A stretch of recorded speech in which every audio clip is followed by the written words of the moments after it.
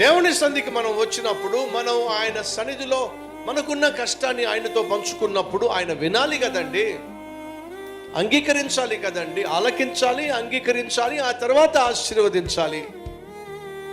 అసలు ఆయన వినకపోతే, అసలు నీ ప్రార్థన ఆయన ఆలకించకపోతే,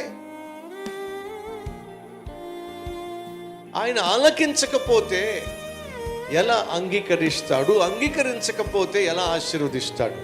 అసలు దేవుడు ఎందుకని కొంతమంది ప్రార్థనలు ఆలకించడు అని అంటే వాళ్ళు ఎవరో తెలుసా? ఆయన గద్దించినప్పుడు లోబడనొల్లని వాడు, లొంగని వాడు, ఆయన వైపుకు తిరగని వాడు, ప్రార్థన చేస్తే జవాబులు రావు. ఆయన మాట వినని వాళ్ళు ప్రార్థన చేస్తే జవాబులు రావు.